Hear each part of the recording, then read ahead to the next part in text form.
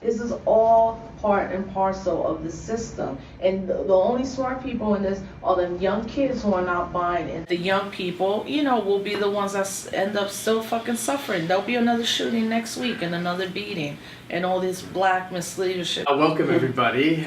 We are on live in St. Louis and we're with Color of Change. So recently Color of Change has decided to partner with We Act Radio to tell some of the stories here and speak with some of the people who, what we think, make up the work we do. The work we do around demanding civil rights and accountability in response, in part, to the tragic police killing of Mike Brown, 18-year-old black teenager who was killed in Ferguson, but also to start to talk about what's possible here to win. And as you know, the folks who are in the room, Rosa Clemente and Jessica Caramore, who have a lot of experience and knowledge and have shown a lot of great leadership in issues related to stopping police violence and building a better path for our neighborhoods and communities around the country. And so today we want to share with our Color Change membership around the country, over 900,000 members around the country, some of the insight that you can provide here and why you're here. It's been a deep couple of days for us, just as activists. I think, all of us have kind of been on front line. We're artists and activists, which for me there's no difference. The work that I do as an artist and a writer and a poet has always been connected to community building. So coming to Ferguson, when I talked to Kweli, he was in Chicago, I was in Detroit, headed to New York, and I was like, well, what do we need to go there? I got personally just tired of looking at it on social media, not trusting the mainstream media at all with the information that they put out. It's going to be one-sided or just curved a bit. And because of my relationship to the kids here in St. Louis, I've been teaching here for 6 summers in a row through the Prison Performing Arts program. So I've been in the juvenile detention centers, and I know how special these young people are, and I know how they deal with the police and the police deal with them. And so I was like, I need to go here.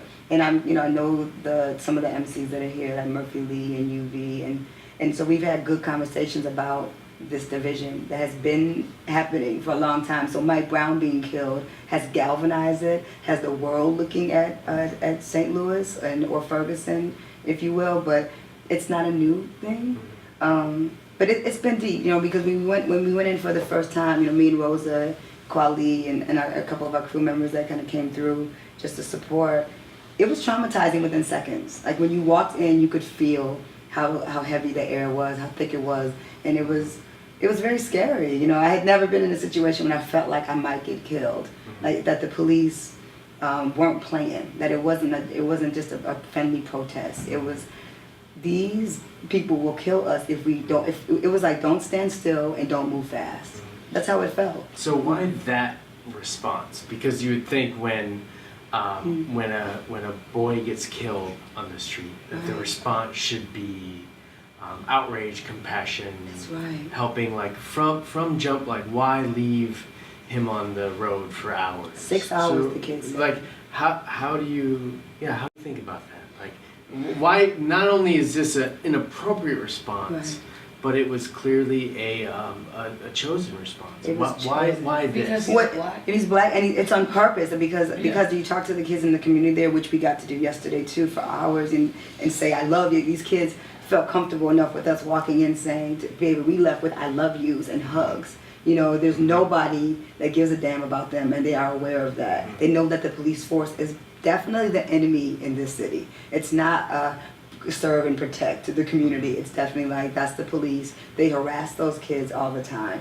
The kids are showing me, this is a stab when the police, he stabbed me in the leg. There's an ongoing, I don't know if it's ongoing terrorism that has been happening to these children for a long time. And that's what, for me, is missing from the movement in general is, I'm personally, I know Rosa can speak to this too, the old hat and the old leadership is it's just getting to the point where the kids, they definitely don't feel connected to those folks anymore. And while I respect the history of people who've come before us and laid the groundwork for activism and movement and change, there has to be a new presence. There has to be people like, you know, me and Roy and Kwali walking into those environments where they feel very comfortable with us and will express themselves in a different way and hug us and talk to us and say, listen, these police harass us all the time. They killed him. You know, they showed us video of his body just sitting there for hours. And these kids are looking at their friend in the street. Could you imagine, with his head blown out? You know, and it's just,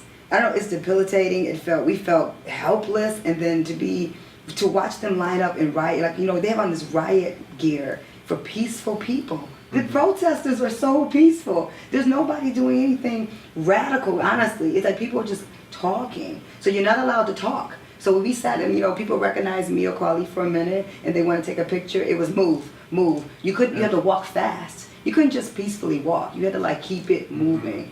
And then Rosa saw them lining up, and they said they're about to move on us. And so we started to walk ahead of the crowd, and just out of nowhere, they just bum rush. Like literally just, you know, set up military style, and then they come in on angles, and the people just scatter. And, you know, I think Kwali described it as, you know, a lion chasing a gazelle. I felt like I was a slave being hunted. Like they were saying, get him, we got one. I'm watching people literally just be pulled like animals who were doing nothing, who were just walking. Bystanders. We were just walking. Celebrities, whoever. They had the guns. But then, you know, too, right? Like,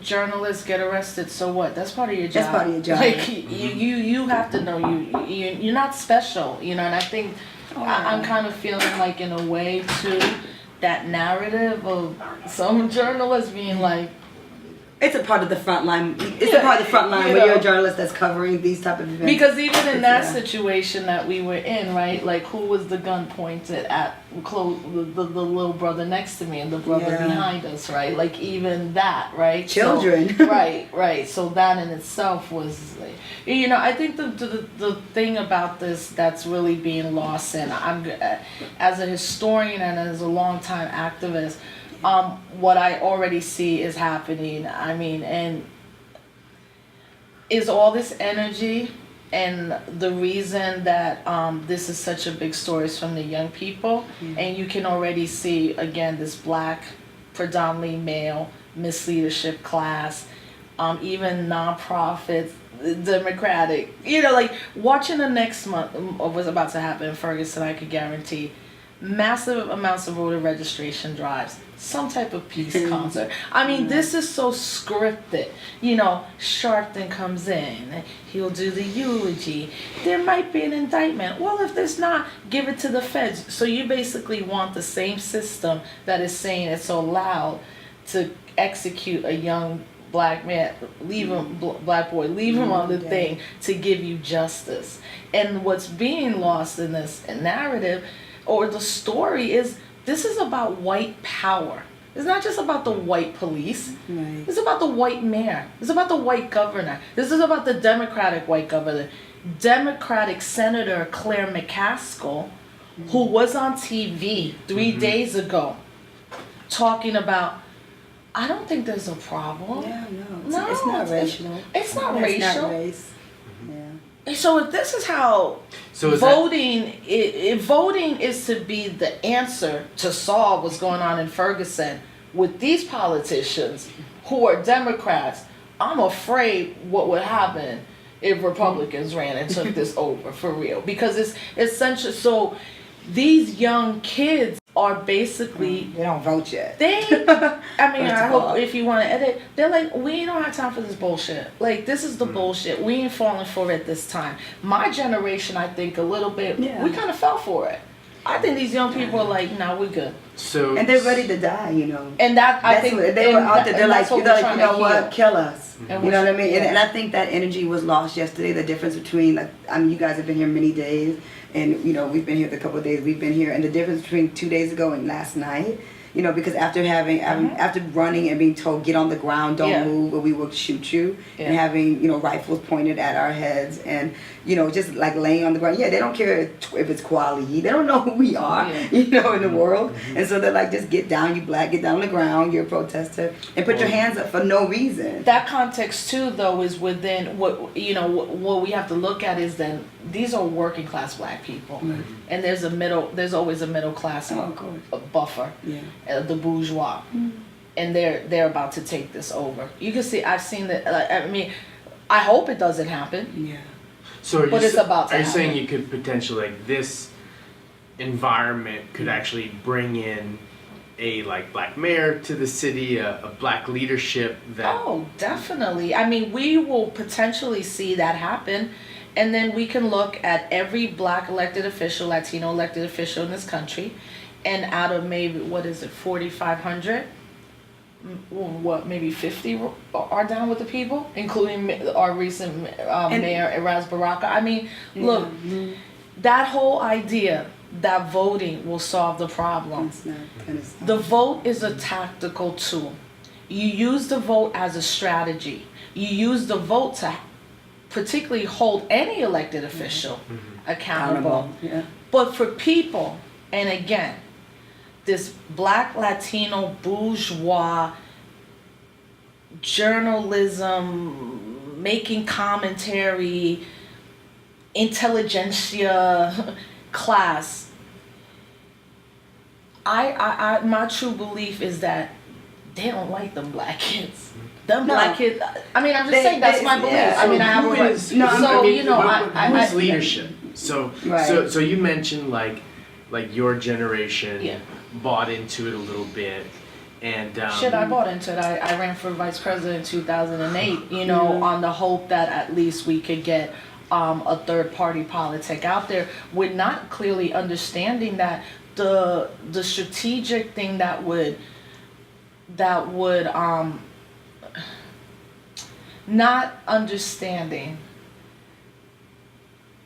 I had the assumption that because we had the politics that the people have been asking for, not that we would win, that we could get maybe close to the 5% that would make us a third party on the ballot. Okay, let's be clear on that.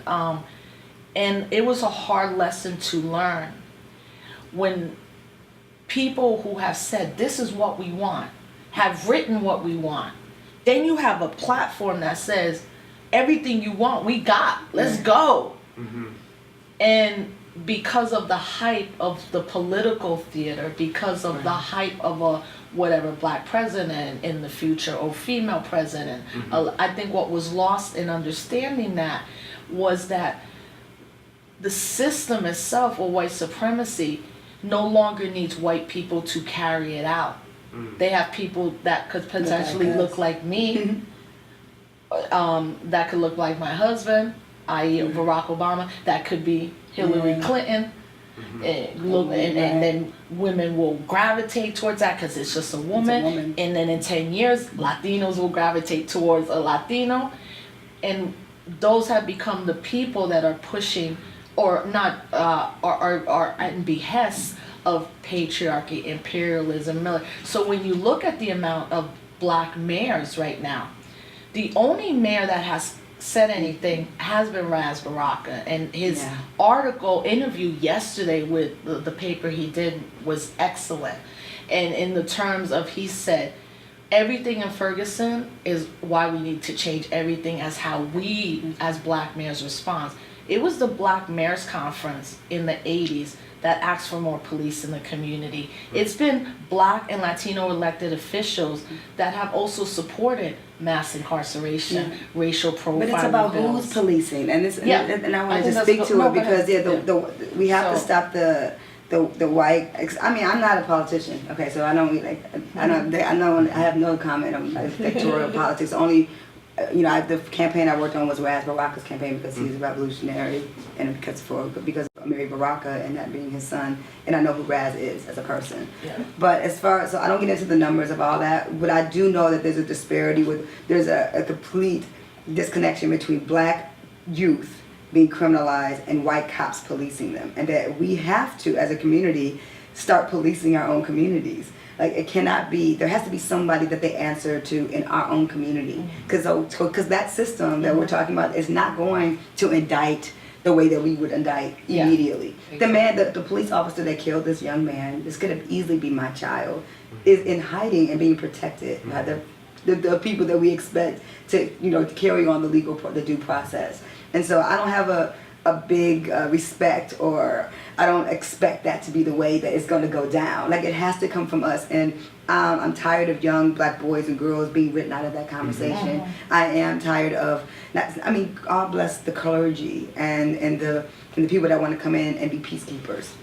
But for me, it's not about peacekeepers. It's about getting these children organized, about politicizing these young people. They feel so disempowered. I mean, I just talking to them, they just feel like they have nobody that speaks for them. And last night, when it was peaceful, I was uneasy with the peace. Right. Because the peace was so regulated to a circle. Yeah. And the approved protests. the approved protests, remember we were talking to young guys, like, how can you tell us that it's time to stop protesting? I still have things I need to say. Right. These kids are 15, 16, 17 years old, like, I'm not done. It's midnight.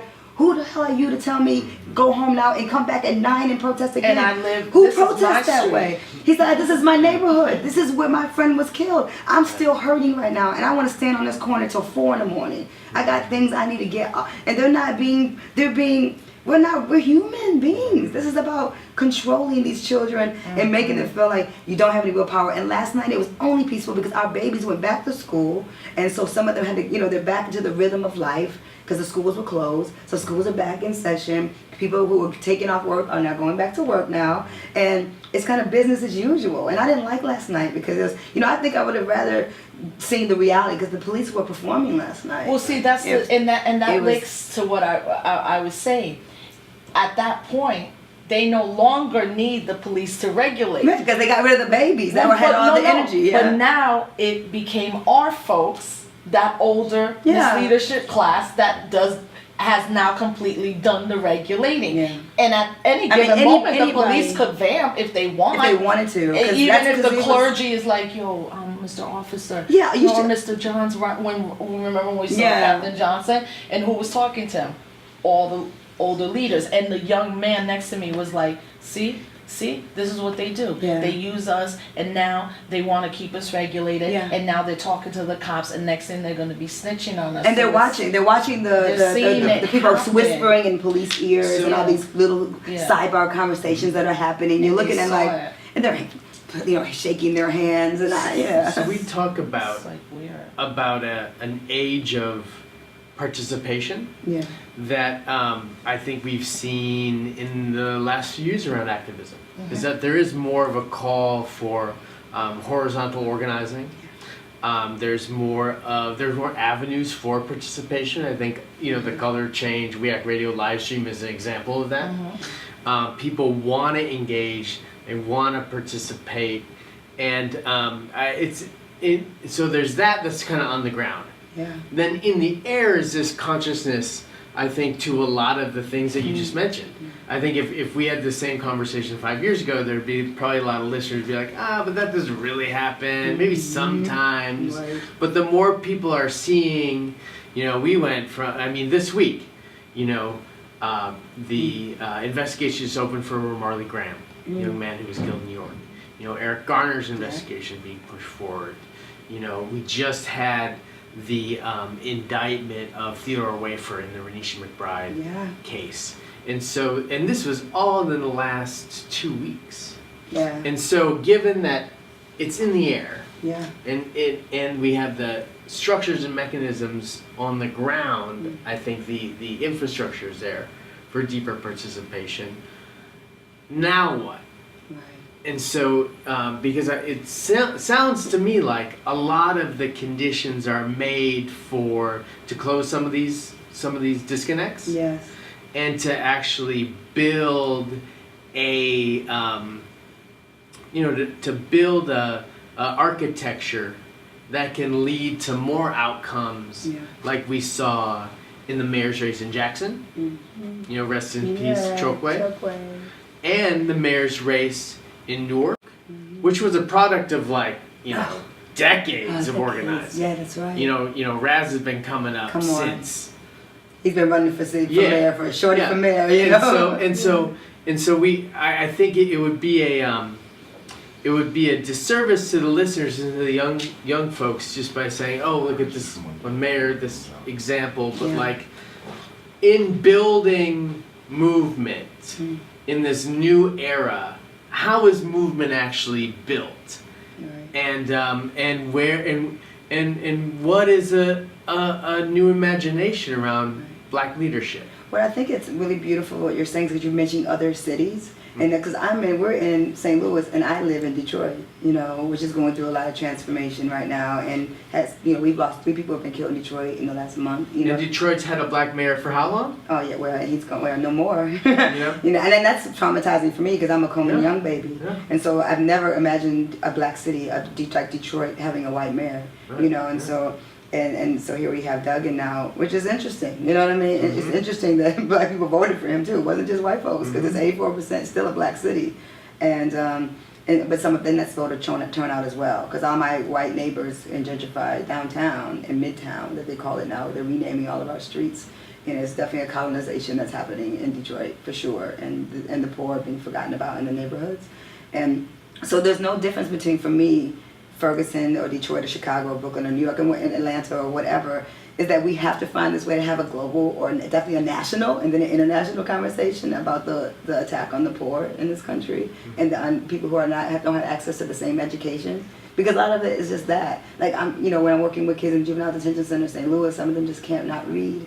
You know, when you cannot read, when you can't articulate your story. So my work is in the arts. You know, I feel like I'm not running for vice president. I'm not ever going to do that. I probably, people push me maybe to run for a city council. I don't even want to do that. You know, my work I know is with using art to heal and finding ways for these children to feel empowered. And that's what we need. We need empowered children. We don't need these young people saying, yo, they out here, Jessica, and they harassing us every day and nobody does nothing. There's nobody that speaks for us. You know, they're out here, they're telling us when we can protest and when we can't protest. You know, what do we look like when we're sitting there? Then they're saying, listen, what are you doing about it? We're being regulated to street corners, into 2-hour time periods and whatever. And so I think the conversation has to be national so that when I come, or Rosa and Kweli decide as artists and activists, we're coming to Ferguson, that we're not looked at as outsiders. Like, how is that possible? How is that possible that I'm an outsider in any place that there are people of color? Anywhere there are Black folks, I'm home. I'm home. I'm home in Morocco, I'm home in South Africa, I'm home in Bahia. Anywhere I go with it's brown people or humanity, I'm a part of the conversation. And I'm never trying to come in and organize anybody else's movement, but the movement has to be connected. It can't just be local. And what about rights? Yeah. So, it seems like there's maybe a basic understanding of civil rights. Yeah. Some people know about Malcolm. Some people know about Martin. There's a limited understanding of, maybe more limited understanding of human rights. Right. You know, Color of Change members also engaged in Detroit, where the call was, water is a human right. Yeah, I was on the front line of that one. Yeah. You know, and so I want you to say a little bit more about, like, are they in conflict? Are civil rights demands in conflict with human rights demands? What is the common ground here? And policing. You know, so when in talking to folks, there's folks who say, oh, there actually is good policing in the country. Yeah. It's the policing white people get. You know, responsive, investigative, ask questions first, don't pull weapons. And so they're different rules. Is there a vision of policing that's community policing. Community policing, and they're taking care of their community. We need it. Yeah. So what's community policing? Because a lot of people. To be honest, know. I mean, a Black cop helped us the other night. Like, we can't front. Like, we were down on the ground, and these white cops had guns at us, and we were hands up and on the concrete and face down and whatever. And the Black cops saw us and said, listen, we got who we needed to get. Let them go. Yeah. And if not, and luckily for him, he was a commanding cop, because the one thing cops do follow, right, is a command structure. Right. So he was the head of that command, and he, and we that's not something we're gonna hide, because we're not about hiding. Yeah. The Black cop. We appreciate God, it was the Black cop. I think. But that's so extraordinary. Yeah. And what he did very was rare like, as well. but what he did was like, he stayed human. Yes. And so if that's an extraordinary act for an officer probably risked his rank. Yeah. Yeah. Probably, I think that, I think I would never say that there isn't humanity in every, humanity exists. I think it's because they're being trained a certain way. Even if they came in as good guys, I think there's people that go into like becoming a police officer thinking they're doing something good, but then you're being indoctrinated into this fraternity that is about something else. And so maybe you thought it was going to be about community policing and helping getting a cat out of a tree and helping young, but really, back in the day, I was raised thinking cops were the good guys. You know what I mean? That they came, the Blue Pigs used to come and perform songs at our school. I remember that. Like, cops were like the people you call when you're in trouble. And then I got older and more politicized, and I was like, wait, the police have been the enemy for me most of my life. It's never been, let me call the police. But now that I live in gentrified Detroit, the police come. If something goes on, they come in 5 seconds. I'm living in a community where white people, all my neighbors are white in Detroit right now. All of them white, and then I live by Southwest Detroit, which is a Latino and Mexican community. So I have some of that, but most part, white people downtown, the police, it's safer. I know that, and it's unfortunate, but it's the truth. On the west side, the east side, you call the police, they're not coming for a long time. They don't give a damn. But I think that idea, I think that's important what you raise about civil rights. We're not in, there's no civil rights movement. Right. There's a beginning and an end.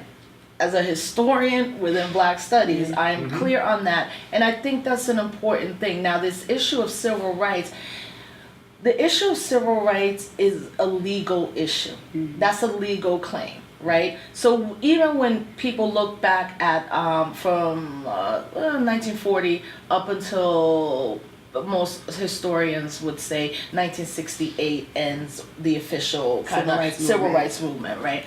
And you look at it, you look at the NAACP or many of the organizations, the reason they had conflict with groups like SNCC was because SNCC was like, we ain't trying to go to court. Right. Like we about to train people to literally be on the front lines. I mean, if you read some of the dispatches of what the NAACP leadership was saying to SNCC or the SCLC, or let's not forget the way some of Dr. King's closest people turned on him the minute he wrote Letter from a Birmingham Jail and From Community to Chaos. And let's not forget that they told them, don't we talk about no Vietnam War? Don't talk about no poverty. Let's not forget a year after that is when he's assassinated. Goes to what Malcolm was talking about. Malcolm said we don't have a civil rights problem. We have a human rights problem. Right? And I think that's the new, just like Occupy, change the narrative, where anywhere in the world, I could tell, even my mother, I could be like, Mom, you part of the 99%. She said, yeah, not the 1%. Okay, if my 72-year-old mom gets it, who has politics because of what, but if she gets it, then that's the narrative we need now within this police, continual police brutality. We have to talk about human rights and how those are not achieved, but how you have to struggle in the system every day for that humanity, the rights, and the healing that goes when those are taken away. And I just want to say, in Detroit with the water issue, though, that was a major problem because that sign, water is a human right, became a huge debate in the Black community too, and nobody wants to say that. People need to pay your bills. Yes. I'm talking about my friends. Or we need police. We actually need. There's folks who are like, we actually need more police. More police? Yeah, no, we don't need more police. Jesus. No, we don't need more police. We need more education. We need our children to know how to read and write and to be able to find a way to empower themselves. We don't need more police. We need more education. But I think going back to what you said is like it sounds like a different policing because the experience where you now live in Detroit is very different where folks are getting their water shut off live in Detroit. And I think a lot of there's probably bills that are $100 bills. Yeah, not thousands and thousands of dollars that the corporations all that money. Right. It's like I'm talking people owe like $100, $200. So then that's also a disconnect. Yeah. I think part of what we want to talk about is address some of these disconnects. Yeah. But also to is there a way to rebuild an imagination around Like, does everyone have the right to water? Yes. Or the right Of to course. safety? Yes, Yes. because we are And human. Because that's- we're fighting the humanitarian fight, and people, my friends who said, no, they don't. You don't have a right to water because you have to pay people to run the system that cleans the water. I was like, screw all of that. Put it in the taxes. So that no matter what, people have water. The construct of thinking in the Yes. country, so that we are working to make sure. But then again, you know, come on, we're talking about healthcare, that we, you know, Obamacare, that we just, like, you know, Right to health. come on, mental health care. People are addicted to pharmaceutical drugs. Like, we have a whole system that's set up for poor people to eating McDonald's and Burger King. But The attack on single moms and 99-cent menus, and you know Yeah. what I mean. So this is move. What you said Yeah. though. But how do we move it more? Well, let me just say this. What you said right now about the radical imagination, Yeah. like Robin Kelly speaks about the black radical. So all I was saying about the black radical imagination is that as y'all were fighting the fight in Detroit around framing it, trying to frame the radical people, trying to frame it as a human rights issue, Right. then, you know, when I started seeing people pay the bills, because then no matter what, the bills have to get paid. I said that's the movement kicking in, right? So, well, we're gonna try to reframe this as it should be. Like, why do we have to even frame that water is a human right? We also have to now take care of people. That's right. And unfortunately, we have to now pay their bills to the same corporation. Robin Kelly talks about that being part of always the black radical tradition. Yeah. That as we try to get to that higher level, We have to take care of each we other. still have to take care of each other. And what are the movements on the ground or the organizing efforts that make sure we do that? Yeah, but the black bourgeoisie, unfortunately, are, you know, who moved to the suburbs a long time ago in Detroit, they don't care about poor black people in the city. Like, it's really unfortunate, but it wasn't just white people I was having this fight with about the the water being an actual human right. Became like this really deep dialogue. You know, well, Jessica, do you really think? I just have a problem with the wording. Screw the freaking, like, that really, these are real conversations. The like, wording of the water, wording of water yeah. being, I was like, but if we don't have water, we die. Yeah, we need water. You know what I mean? What are you talking about? This is like something that we should all share, because the world has to change. You know, that's what I mean. Like, the thinking, it sounds crazy, but the reality is that we have to change the way we think, and the disconnect between the poor and the rich is just getting And I wider think and wider. it's America that I think when we look throughout the world and we see struggles, you can see how backwards America is, and how retrograde it is, and how the responses of people of color all over the world, whether it's literally you could die if you go out there, Gaza. Right. Let's reimagine what land means, Afro-Colombians. Right. Let's reimagine that we are going to completely demilitarize our nation or cut their funding, like, well, Denmark isn't completely militarizing, but they keep cutting the military funding and putting more money into schools. A human rights-based constitution, like Bolivia, you know, Ecuador. Exactly. You know, you have like there is that imagination. And I actually think that that I've seen it here. Yeah. And I've seen it in Detroit. I want to just quickly say before we end is that I think what you're saying about the radical black piece and it being like, I don't know if it grows into this humanitarian piece, but for me the black struggle has always been a human struggle. And I've always struggled with that idea when you look at something when it's black, it's not human. And to me, just because I think that black people to me should represent what humanity looks like, because we're kind of what humanity looks like on the planet. And you know, we're not the minority. I've had this very, you know, big sense of self for a long time, understanding that, especially when I started traveling and going to other countries and seeing myself in every woman that I went to, from Muslim women in Morocco to South African, you know, dealing with apartheid and the way that I look and how politicized I was as a yellow black woman from America, dealing and having conversations with colored South Africans, the differences in how they couldn't believe how radical I was, considering and because of how the way that I look, you know, how I'd be separated in a school from my brother Billy. You know, we wouldn't go to the same school because of how dark he is, and my gums are pink and nails. You know, crazy. It's madness. You know, slavery's madness, apartheid's madness, and so. To me, the black struggle has always been a humanitarian struggle, and that white people have to embrace that. I remember being in my neighborhood in Woodbridge in Detroit, and I had some white friends, and they were doing I'm against the census, right? I can't stand the census forms with the black and that. You have like 10 different things to check if you're black, and My people are Cherokee Indian, are African, are English, are, you know, I don't have any white Americans in my family. My mother was born in Wolverhampton, England. She's not an American citizen. And then my father is from Alabama, and our people are Cherokee Indian and African mixed together. And so that's who I am. And so these boxes never really fit anything that I was. But for me, I told my white friends in the neighborhood, I said, listen, the census is just about who gets the money and funding for certain neighborhoods. And I was like, if you down with this community, just put that you're black.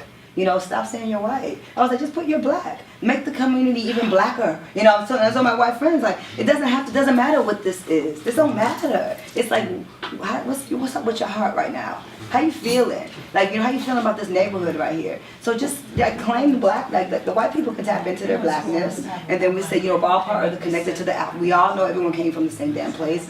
We created civilizations in Africa, so we're all Africans, and just kind of pushed out all over the place. And it's one planet. You know what I mean? Everybody's trying to breathe the same oxygen. So the last question that we'll wrap up before you, and then you should say a little bit about how folks can get in contact with you and your work. Yeah. Is what does Michael Brown's memory mean to you? What does his life mean to you? What does Michael Brown mean to you? I have a 19-year-old son. I have a 7.5-year-old son named King. You know, both of my sons asking me to come home. You know, because my 19-year-old reading the headline. Every time a teenager is killed, I think about my son Omari immediately, because he's, you know, he's a kid. He walks the streets. He skateboards. He's outside. He's thinking. He's a police officer may say something to him. He may say something smart back. You know, he's not a passive child. My son King is the same way. At 7 and 8. He's already aware of color, of race. He's very identified. He doesn't like white superheroes. He's very interesting. At 7 years old, he paints all of the Superman and Batman as brown. He asks me questions like, why are all the superheroes white men, Mommy? Why don't they look like me? And, you know, and we have these really political conversations already with you know, at a very young age. And so, you know, when I see Mike Brown, we went to that memorial yesterday, you know, it's heartbreaking, you know, and that's why when I go into the jails and prisons, like the work, it's so important that I'm doing this work because I love those kids. You know what I mean? Like, I hugged all of them. I love them. I was like, yo, I teach at the JDC downtown. They're like, we grew up there. You know, they're crazy. Like, we come, you know, a couple of the kids, one kid came back one summer. He said, Jessica, I said, what are you doing here again? He's like, I wanted to come see you. You know, just, I'm like, no, I'll meet you in the corner. You know, like, dude, we don't want to meet in here. And so it's very, very personal for me. I was raised by a very strong black father. You know, I have 5 older brothers. You know, it's not possible for me not to be affected when a young man is killed like that in broad daylight, you know, in the middle of the day. They could be my baby. And so and that's how I look at children in general, you know. And so when people aren't moved by that, when a police officer can kill, you know, and last night one of the boys that we were talking to, I mean, he couldn't have been more than like 15. He was like, yo, that's what tasers are for. He said, that's what handcuffs are for. This is I'm listening to him talk. I'm like, listen to this young man in this projects talking like the most radical thinking. Like, you know, it's not even radical. It's like human. Yeah. It's common sense. It's humanity. He's like, wait, they're trained to put people down. Why would they have to shoot him? He said, why would they execute him? Why would they shoot him 6 times? Yeah. Why in his head? You know, you can get someone down by shooting him in the leg. You know, shoot him somewhere where maybe he'll live. You know, if you're trying to get someone to stop, you don't have to murder them. And so this, and so there's no way for me, just my heart can't take it. And we have to talk about, you know, young girls too, because often the conversation is too much about just boys. And our young girls out here, like, you know, like Renisha McBride, like it's real for the assault on girls and women and girls actually in prison. Okay, the rise of that is even increasing even more. And the women's prisons that I go to, they have harder times getting out because the male judges are so sexist that and most of those women who are in jail have killed abusive husbands who have murdered their husbands after they've had their ass beat for 20 years. They're tired of it, or they're in jail because they're holding their boyfriend's drugs. Like, they're always usually being criminalized because of something to do with a man that's controlling their lives in some kind of way. And male judges have no sympathy for that, and so their paroles are usually more difficult to get, and they spend more time in jail. And so as a woman, I have to feel that. You know what I mean? What that feels like. I mean, most of the women in Vidalia where I do a lot of work, they're mostly white women. You know, they don't matter. They're freaking women, and I understand the conversation is very, beautiful every time. And but with our youth, yeah, I see. Those are my kids.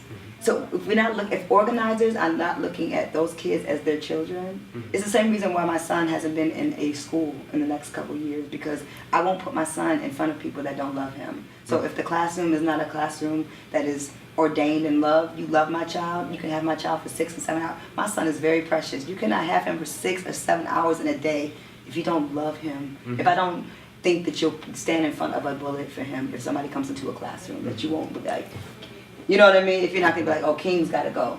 You get down and I got this.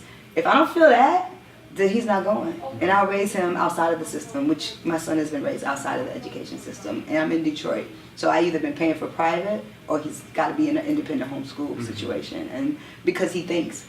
And these black boys are not taught to think. They want them to regurgitate information. If they question their problems. And I've learned this. My son is only going on 8 years old, and he's had run-ins with teachers already because he questions, why are you only giving me a yellow crayon to color a corn when corn comes in more than yellow? You know, shit like that they don't like, they resent it. So if you're like a white girl from like the thumb of Michigan, and you're in a Detroit school with black children, and you don't know anything about black men, you're scared of black men, and you're looking at my little boy, and he's questioning your intelligence, and he's actually smarter than you already, you resent him. You know, and what happens is that if my son was here, they start ignoring him. So they're ignoring him, so he's bored. And so what is he gonna do? He's gonna crack a joke. Yeah. He's cracking a joke, man, because no one's calling on him. You know, she was. There's a school that we went to. We tried a regular school for 6 weeks, and he asked the teacher after 6 weeks, "Are you gonna give me some work? Are you gonna give me something to do?" And I said, "Well, what did she say?" And she said, "Oh, well, she looked around and said, time for recess." He's being ignored. You know, blowing him off. And so that's to me the heart of the problem, where I think other people think it's politics or the voter, getting people out to vote. Where for me, it starts very young. How are we going to raise our children and our boys to be men and our women and girls to be radicalized children who come up with a consciousness that the world belongs to them? Like Amiri Baraka always wrote, "The world belongs to you too." Just as a reminder, it's yours. This is not their world. This is your world. And they have to grow up. We have to raise our children knowing that it belongs to them. That they might have on uniforms, but it's not their neighborhood. They don't live in Ferguson. This is not their community. And we have to, on a legislative level, on a voting level, on a local level, make sure that community police represent the community. It's just that simple. You can't have firemen in Detroit that gotta live to the percentage that has to live in the city. What you time can't is live your out. flight? I don't know. My flight's at 2. I need to go. You gotta go right now. I should go? You gotta go right this second. Okay. Yeah, like, Because we can talk about this all day. Thank you. I don't know. People can reach me though at JessicaCareMore.com. Say it one more time. JessicaCareMore.com is my website, and all my information is there. I'm on all the stupid social media that's controlled by the feds. So the government and the people can reach me at Facebook and Twitter.